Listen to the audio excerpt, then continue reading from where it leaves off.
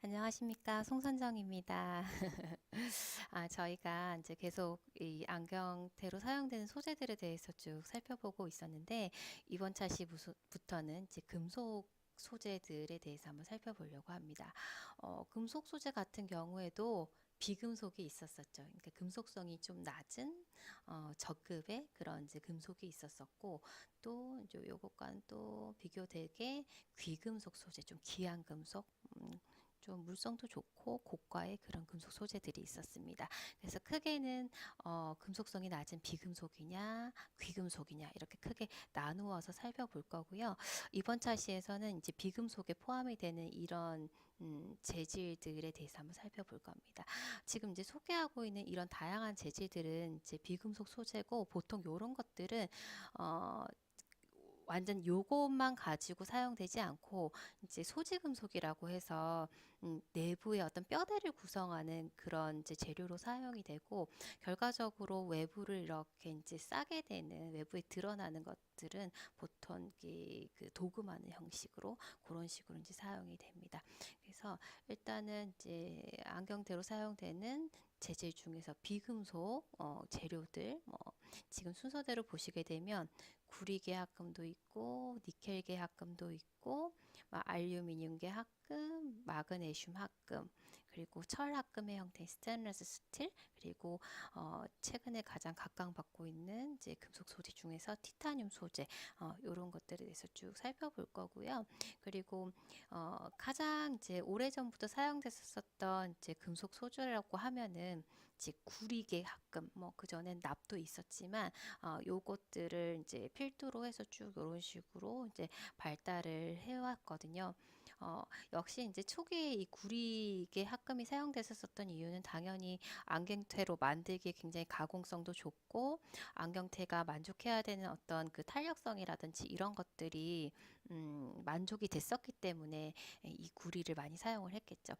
참고로 말씀을 드리면, 이렇게 무슨 게 합금 되어 있는 것은 당연히 이제 구리만 되어 있는 것이 아니라 다른 것들이 이렇게 섞여서 이렇게 되어 있는 형태인데, 그 중에서 비율이 가장 높은 것, 그러니까 구리가 제일 많은 거죠. 그래서 이제 구리계 합금. 예를 들어 니켈계 합금은 이 합금의 형태 중에서 그 함유하고 있는 그 조성비에서 니켈이 가장 많은 경우에 니켈계 합금, 이런 식으로 이름이 붙여집니다. 그래서 조성비도 이제 적혀져 있을 때 보면은 여러 가지가 섞였을 때 차지하는 비율이 큰 순서대로 이런 식으로 차례대로 이제 적혀지거든요. 그래서 지금 요 뭐 여러 가지 안경테로 사용하기에 필요한 물성들을 갖다가 얻기 위해서 여러 가지가 섞일 텐데, 그 중에서 이제 구리가 가장 많은 거죠.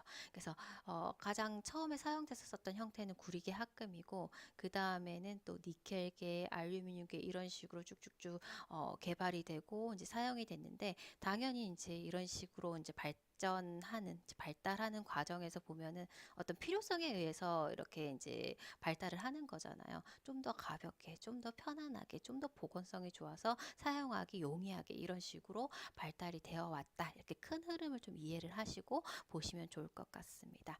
그래서 이번 차시에서는 이제 금속 안경테 중에서 비금속 부분 먼저 살펴보고, 차후에 귀금속 부분 이제 살펴보도록 하겠습니다. 자, 먼저 들어가기에 앞서서 비금속에는 어떤 것들이 있는지 조금 전에 살짝 살펴봤는데, 초기에 사용됐었던 거는 구리 합금 형태였다라고 말씀드렸어요. 자, 구리 합금도 이제 몇 가지가 있습니다. 황동, 청동, 양백. 양백 같은 경우에 이름이 니켈 실버라고 이렇게 부르는 것이 구리계 합금, 구리가 제일 많긴 하지만 니켈이 꽤 많이 들어 있어요. 니켈 같은 경우에는 성질상 좀 백색을 띠는 경향이 있고 부식에 굉장히 강한 경향이 있거든요. 그래서 양백이 이제 니켈 실버인데, 색상이 이제 좀 하얗겠다라는 거 예상이 되실 거고요. 부식에 강하기 때문에 현재에도 이제 베이스 메탈, 소지 금속, 뼈대가 되는 이제 금속 재질로 많이 사용이 되고 있습니다.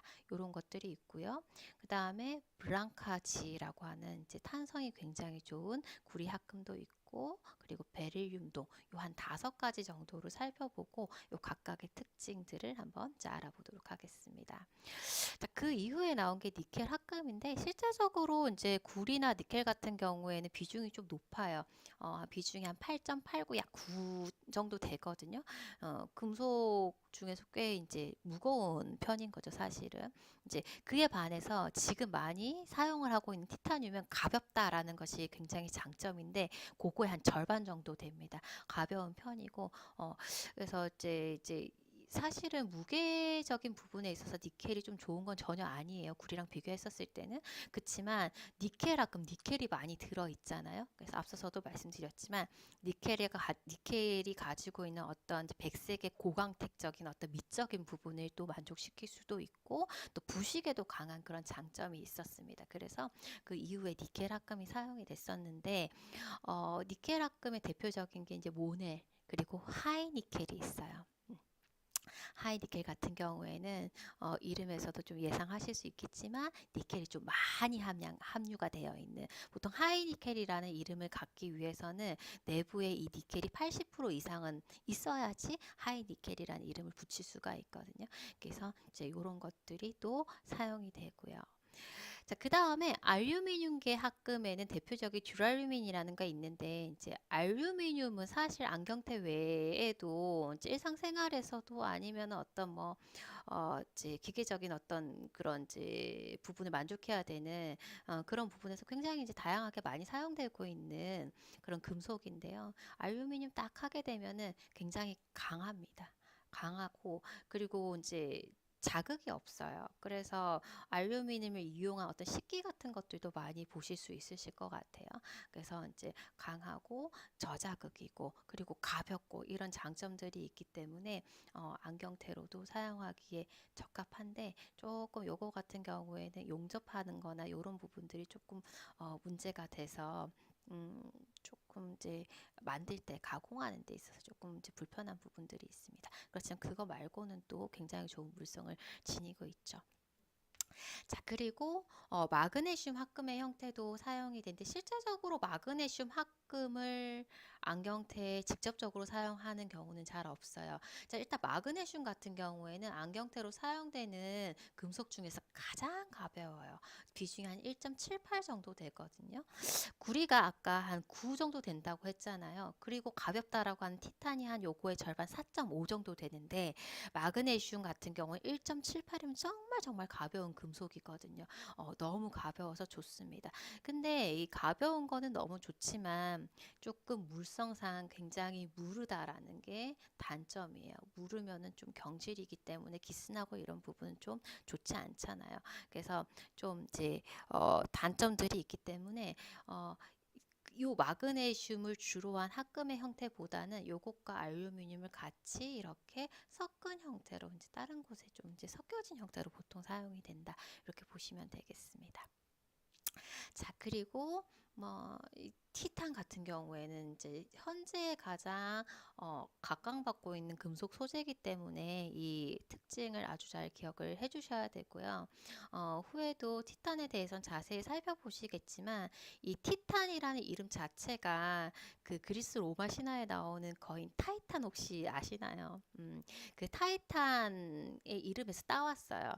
융점이 굉장히 높아요. 녹는 점이 굉장히 높거든요. 한 1600도씨 이 정도 됩니다. 그러니까 열에 굉장히 강하고 성질 자체도 굉장히 강한 성질을 가지고 있어요.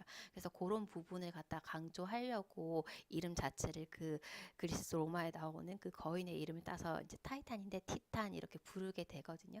그래서 이 티탄 같은 경우에는 이제 금속 소재 중에서도 가볍기도 하고 강하고 그런 이제 좋은 물성들을 가지고 있어요. 인체 친화적이기도 하고 굉장히 좋은 물성들을 가지고 있기 때문에 현재에서는 이제 이 금속 소재 중에서 가장 각광을 받고 있다. 이렇게 보시면 될 것 같고 실제적으로 이 티탄 같은 경우에는 이제 순 티탄의 형태, 이제 티탄을 90% 이상 함유할 때 순 티탄이라고 보통 부르는데 그런 형태로는 사용을 하지는 않습니다. 왜냐하면 티탄이 강도는 굉장히 센데 경도가 약해요. 되게 좀 이렇게 경질이다 보니까 그렇게 사용했었을 때는 조금 안경테로도 적합하지 않을 수 있기 때문에 여러 가지 이제 합금의 형태로 이용을 하거든요. 뭐 알파 그 티탄 합금 형태, 뭐 베타 티탄 합금 형태, 알파 베타 티탄 합금 형태 여러 가지 이제가 있는데 그런 부분들은 후에 이제 특징들을 이제 설명을 드리겠지만 그 중에서도 지금 나중에 언급해 드릴 NT 합금 형태가 있어요. 니켈이랑 티탄이랑 이제 합금시킨 형태인데 요 합금의 형태가 형상 기억의 성질을 가지고 있거든요. 정말로 일정한 온도에서 자기의 형태를 기억했다 다시 돌아오는 보건성을 가지는 그런 이제 형상 기억 합금의 형태이기 때문에 굉장히 안경테로서 좋은 그런 물성을 가진 재질이 있습니다. 그래서 티탄과 함께 이 티탄 합금의 형태인 그 NT 합금 형상 기억 합금에 대해서도 쭉 살펴보도록 하겠습니다. 이런 것들이 이제 비금속 소재로 분류되어 있는 재료들이고요. 그리고 또 앞으로 살펴볼 이제 귀금속 소재 같은 경우에는 이제 대표적으로 귀금속 하면 금 먼저 떠올리시잖아요. 그죠? 금이 뭐가 좋을까요? 금은 정말 이제 인체 적합성이 좋죠. 그래서 이제 이 같은데 이제 뭐 보철 재료로도 사용이 되고 그리고 넣었을 때도 이제 연성이 있다 보니까 안에서 크기가 이렇게 조금 맞지 않아도 안에서 저절로 이제 맞아지기도 하고 그렇지 연성이나 전성이나 이런 부분도 좋고 산에도 강해가지고 부식도 잘 안 되고 굉장히 이제 물성이 좋단 말이죠. 그래서 이제 귀금속 소재로서 안경테에서도 사용하기에 굉장히 좋은 소재이기는 한데 요런 뭐 금이나 은이나 백금이나 위에 있는 이런 귀금속 소재들 같은 경우에는 그런 물성들은 좋을 수 있지만 이것만 가지고 안경테를 만든다라고 했었을 때 사실 첫 번째로는 너무 이제 비용적인 부분에 있어서 비쌀 테고, 그죠? 비쌀 테고, 그리고 무게도 무겁습니다. 무겁고, 그리고 금이나 은 보시게 되면 굉장히 무르잖아요. 그러면은 기계적으로 이제 가공을 한다든지 실질적으로 만들었었을 때 너무 무르기 때문에 변형이라든지 이런 것들이 문제가 되기 때문에 요것만 가지고 만들지는 않고 합금의 형태로 이제 만드는 경우가 있고요. 실제적으로 이제 합금의 형태로 만들었었을 때 이제 금의 순도가 한 18K, 14K 정도로 만들거든요. 그럼 조금 이제 뭐 단단하거나 어떤 기계적 가공성 이런 걸 만족할 수 있게끔 다른 것들이랑 섞어가지고 만들 텐데 그래도 그렇게 만들었었을 때 사실은 이제 뭐 여러 가지 경제적인 부분이라든지 그런 부분 때문에 실제 그렇게 많이 사용이 되지는 않습니다. 그렇게 사용되지는 않고 보통 사용되는 경우가 예전에는 금장 제품들을 많이 사용을 했는데 아까 이제 이 비금속 재료들 있잖아요. 앞서서 설명드렸었던 이런 것들을 뼈대로 해서 그 위에다가 전선에 피복 입히듯이 위에 싹 입혀가지고 사용하는 금장 금피복의 형태를 예전에는 또 많이 뭐 선호를 하고 했는데 실제 지금은 제일 많이 사용하는 형태는 금도금의 형태예요. 코팅하듯이 이렇게 입히는 형태죠. 예전에는 이제 도금 기술이 발달하지 않았을 때는 이 도금막이 쉽게 벗겨진다라든지 또 색상이 원하는 만큼 아름답게 나지 않는 이런 이제 부분들이 있어서 금장을 훨씬 더 좀 고품위의 그런 이제 형태로 이제 인식을 했지만 사실 지금은 도금 기술이 워낙 많이 발달을 하다 보니까 뭐 색상 부분이라든지 밀착성 부분이라든지 이런 것들이 금장보다 오히려 더 낫다라고 평가를 하기도 하기 때문에 굳이 금을 많이 써가면서 또 이제 만드는 과정에서 훨씬 더 불편한 부분들이 많기 때문에 금장이 지금은 거의 금장도 많이 만들지 않아요. 대부분 이제 금도금의 형태로 이제 만들어진다 이렇게 보시면 되겠습니다. 그래도 나중에 이 방법들이 어떻게 만들어지는지에 대해서는 좀 살펴보시고 특히 금장이랑 금도금 같은 경우에는 어떤 부분에 만드는 부분도 차이가 날 테고 그렇게 만들었기 때문에 실제적으로 물성 자체의 차이점이 있으니까 그 두 가지는 비교를 해서 꼭 잘 기억을 해 주셔야 되세요. 그래서 요렇게 그래서 이제 귀금속 소재로 사용되는 거는 뭐 이런 다양한 것들이 있지만 실제적으로 귀금속 소재는 요 이제 100% 귀금속으로 절대 사용되지 않고 합금의 형태로 사용이 되는데 대부분이 금도금의 형태로 이렇게 코팅하듯이 이렇게 표면 처리를 해서 그런 식으로 사용이 된다라고 보시면 되겠습니다. 그래서 쭉 살펴보면서 어떻게 또 도금 을 하는지, 금도금 말고도 도금하는 형태가 표면 처리하는 방법도 여러 가지 있기 때문에 그 표면 처리하는 방법들에 대해서도 쭉 살펴보도록 하겠습니다.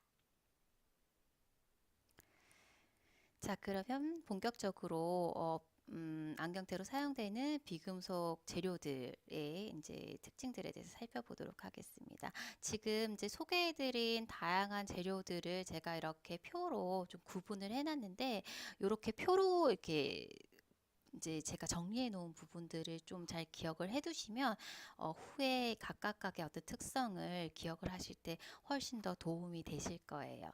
자, 그리고 제가 이제 아까도 말씀드렸지만 이렇게 무슨 계합금 이렇게 되어 있는 것들은 요 재질 중에서 가장 많은 비율을 차지하고 있는 것을 기준으로 해서 이런 식으로 표기를 한다라고 말씀을 드렸고, 이제 요게 이제 초기에 사용됐던 모델부터 쭉 이런 식으로 발전을 해오고 있다, 이렇게 보시면 된다라고 했습니다. 자, 먼저 초기에 사용됐었던 비금속 소재, 이제 구리기 합금부터 살펴볼 텐데요. 그에 앞서서 제가 설명을 하나 드릴게, 소지금속, 베이스메탈, 바탕금속이란 부분 먼저 말씀드리겠습니다. 이 비금속 소재 같은 경우에는 보통은 아예 이제 요 비금속 소재만으로 안경테를 만드는 경우는 거의 없다라고 말씀드렸어요. 그러니까 기본적인 뼈대를 구성을 하고 그 위에다가 보통은 표면 처리를 해서 안경테로 사용을 하거든요. 그래서 뼈대가 되는 그런 금속을 소지금속, 베이스메탈, 바탕금속이라고 부릅니다. 그래서 요거에 대해서도 조금 기억을 해주시면 되겠습니다. 자, 구리합금, 구리가 이제 여러 가지 뭐 탄력성 부분이라든지 가공성 부분이라든지 이런 부분들을 많이 잘 만족을 하기 때문에 다른 데도 보시게 되면은 구리가 조금씩이라도 다 이제 보통 이제 이렇게 포함이 되어 있는 걸 확인하실 수 있으실 거예요. 자, 먼저 초기에 사용됐었던 구리기 합금부터 살펴보도록 하겠습니다. 자, 5가지 정도 여기에서 소개를 하고 있는데, 황동 브레스라고 하는 이 구리기 합금은 조성이 구리가 가장 많고 거기에 아연이 이렇게 포함이 되어진 2개가 대부분을 이제 이루고 있는 이원합금의 형태를 가지고 있어요. 이 황동 같은 경우에는 어떤 걸 떠올리시면 되냐면, 녹그릇 혹시 집에 있으신가요? 녹그릇? 그거 떠올리시면 되세요. 그래서 녹그릇 같은 경우에는 관리 잘 못하면은 까맣게 변해버리잖아요. 이제 그런 단점이 있어서 사실은 잘 사용하지는 않습니다. 현재는. 그게 있고요. 자, 그 다음에 이제 소개해드릴 구리기 합금은 청동 브론즈라고 하는 것이 있는데, 이제 요거는 브론즈 컬러 떠올리시면 되세요. 자, 요거는 구리에다가 마찬가지로 구리에다가 주석이 이렇게 이제 섞여진 형태의 합금입니다. 역시 2가지가 줄을 이루고 있는 이원 합금의 형태이고요. 청동 같은 경우에 물성적인 부분에서 황동보다 조금 낮습니다. 낮고 탄력성도 좀 있어가지고 안경테 템플로 이제 사용이 되는 그런 재질이다 보시면 되겠습니다. 자, 3번째로 양백이 있어요. 니켈, 실버 같이 기억을 해주시면 좋겠는데, 내부에 니켈이 들어있는 거죠. 니켈. 자, 요거는 구리가 가장 많고 그 다음에 니켈 그리고 아연이 이렇게 포함되어진 삼원합금의 형태입니다. 삼원합금. 자, 이 이제 양백, 니켈, 실버 같은 경우에는 니켈을 포함하고 있다 보니 색상이 조금 밝은 백색깔을 띠기도 하고 부식성이 좋겠죠. 이제 부식성에 대해서 부식이 잘 안 된, 내 부식성이 좋겠죠. 그죠? 부식이 잘 안 된다는 거예요. 그래서 지금 제가 이렇게 빨간색으로 2개 표시를 해놨는데, 이것이 이 소지금속으로 가장 많이 사용되는 재질이다 보시면 되세요. 그래서 중요하기 때문에 먼저 제가 체크를 했습니다. 뼈대가 되는 소지금속으로 현재 많이 사용되고 있는 재질 양백, 모넬 이렇게 기억을 해주시면 될 것 같습니다. 자, 그 다음에 블랑카지가 있는데요. 이제 블랑카지 같은 경우에는 이거를 개발할 때 그 의도 자체가 템플브로 사용을 하기 위해서 로덴스톡사에서 개발을 한 거예요. 그러니까 템플브로 사용을 하려고 하면은 기본적으로 탄력성이 이제 전제가 돼야 되잖아요. 그래서 굉장히 탄력성이 좋은 재질이다 이렇게 보시면 되겠고, 요거는 구리를 기본으로 니켈 그리고 앞서서 언급되었던 아연 주석 이렇게 4가지로 이루어진 사원합금의 형태를 가지고 있습니다. 사실 그 소지금속으로 블랑카지도 많이 사용이 되기는 하는데 이제 블랑카지 같은 경우에는 이런 것들보다는 조금 고가의 제품이기 때문에 좋은 그런 재질의 이제 사용이 되다 보니까 주로 사용되는 거는 이제 이런 것들이 주로 사용이 된다 이렇게 보시면 되겠고요. 좀 블랑카지도 소지금속으로서 굉장히 좋은 재료이긴 합니다. 이렇게 기억을 해주시면 되겠고 마지막으로 언급된 그 구리계 합금이 베릴륨 동이었는데 구리에다가 베릴륨 그 외 아주 이제 소량의 여러 가지가 이제 포함이 되어진 그런 이제 합금의 형태인데요. 베릴륨동 같은 경우에는 이제 기억을 해주실 게 구리계 합금 중에서 가장 강도와 경도가 센 그런 이제 합금의 형태다. 이렇게 기억해 주시면 되겠습니다. 그래서 이제 5가지 정도 있는데 이제 여기에서 딱 특징적인 부분들이 있잖아요. 예를 들어서 뭐 탄력성이 좋다. 요건 내부식성이 좋아서 소지금속으로 많이 이용된다. 역시 탄력성이 좋아서 다립으로 이용하기 좋다라는 거, 뭐 강도와 경도가 세다 이런 특징적인 부분들을 딱 이제 기본적으로 이제 기억을 해주시고 그 위에 이제 부수적인 부분들을 이제 쭉 한번 이해를 해주시면은 나중에 외우시기 편하실 거예요. 재료학이다 보니까 좀 외울 내용이 좀 많죠, 그렇죠? 이렇게 보시면 되겠습니다. 자, 그 다음에 니켈계 합금. 니켈계 합금은 2가지가 여기서 소개가 되는데 먼저 모넬이라는 게 있습니다. 모넬이라는 거는 이 개발한 사람의 이름을 따서 모넬이란 이름을 이제 지었어요.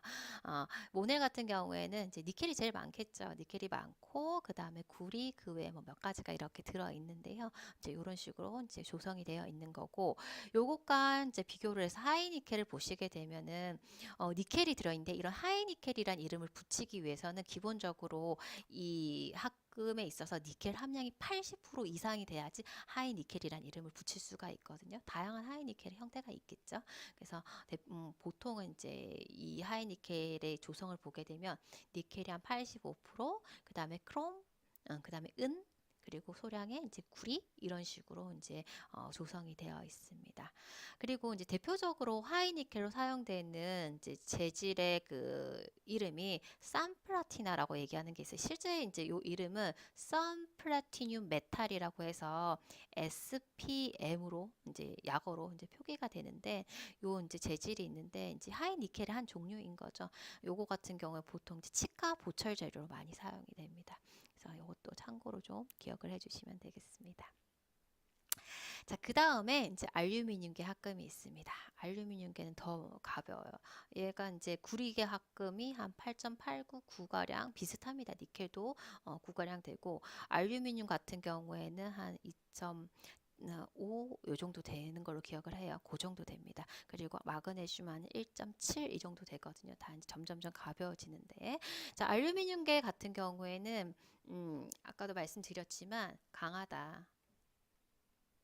가볍다, 저자극이다. 딱 요 3가지 기억해 주시면 되겠습니다. 그래서 요런 부분들 때문에 굉장히 이제 좋긴 하지만 약간 탄성이 부족한 부분도 있고 해서 안경테 전체로 좀 사용하기는 조금 무리가 있고요. 보통 이제 사용을 할 때 마그네슘은 이제 너무 뭐 가볍고 그 금속태 중에서 가장 가볍다고 말씀드렸잖아요. 가볍고 그렇지만 좀 무르거나 뭐 이런 부분들 때문에 요것만 가지고 요게 주가 되는 그런 합금의 형태는 사용되지 못하고 요렇게 알루미늄계 합금에 이렇게 이제 포함이 되어지는 같이 섞어서 사용해지는 이런 형태로 보통 이용이 된다라고 보시면 되겠습니다. 그래서 이제 요 정도 있고 후에 이제 제가 티타늄하고 티타늄과 관련된 형상기억 그 티타늄의 형태, 형상기억 합금 이런 것들에 대해서 이제 이번 차시에서는 소개를 드리도록 하겠습니다. 자, 먼저 구리계 합금인데요. 황동입니다. 지금 보시게 되면은 약간 구리가 붉은색을 띠잖아요. 붉은색을 띠는데 이 황동 같은 경우에 약간 녹그릇같이 약간 노란 이제 황색을 띈다고 말씀드렸어요. 요런 이제 색깔입니다. 자, 같이 청동도 한번 볼까요? 브론즈 컬러. 요렇게 조금 색깔이 차이가 나죠. 일단은 구리 같은 경우에 구리가 함유가 되면 조금 붉은기가 돈다라고 이해를 하시면 되세요. 근데 좀 차이가 나죠. 그죠? 그래서 제일 먼저 소개드린 황동 브레스 같은 경우에는 황색깔을 띈다라고 말씀드렸고 이게 변색이 잘 되다 보니까 이런 문제가 있어서 현재는 잘 사용을 하지 않는다라고 말씀드렸습니다. 자, 자, 그리고 같이 기억하셔야 될 게 청동인데 두 개 다 이원합금의 형태잖아요. 이원합금.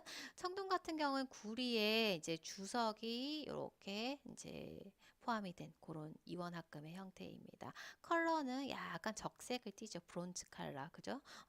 동메달 생각하시면 되겠습니다. 그래서 요거 같은 경우에는 조금 탄력성이 있다 보니까 템플용으로 적합하다. 그래서 조금 저급의 어떤 안경테를 만들 때 템플용으로 적합한 재료가 이 청동이다. 이렇게 보시면 되겠습니다. 자, 이렇게 보시고 이어서 구리계약금 쭉 보도록 하겠습니다.